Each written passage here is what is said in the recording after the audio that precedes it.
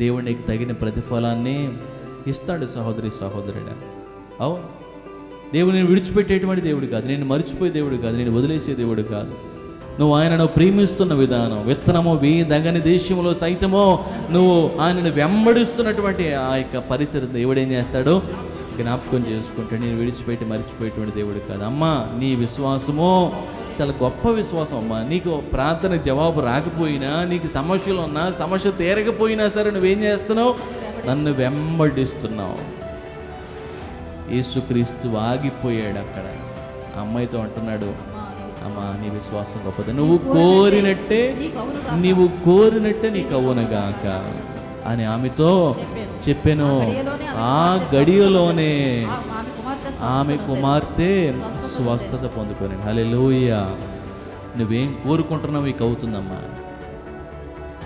ఈరోజు నువ్వు కూడా ఏ పరిస్థితుల్లో, ఏమిటి నా పరిస్థితులు, ఇంకా నేను ప్రార్థన చేస్తుంటే ఇంకా పెద్దవైపోతున్నాయి అనిపిస్తుంది. ఈరోజు ఇంకా ఆలస్యం అవుతుంది ఏంటి అనిపిస్తుంది అనే జీవితంలో నువ్వు ఎదురు చూడు. నువ్వు మంచి విశ్వాసంలోనికి రా, గొప్ప విశ్వాసంలోనికి నువ్వు సహనంతో ఎదురు చూడు, కనిపెట్టుకుంటూ ఉండు. దేవుడు ఖచ్చితంగా ఆయన దాటి వెళ్ళిపోయే దేవుడు, దాటిపోయే దేవుడు కాదు. చెప్పండి ఈ మాట, దాటిపోయే దేవుడు కాదు. అందరూ చెప్పండి, దాటిపోయే దేవుడు కాదు.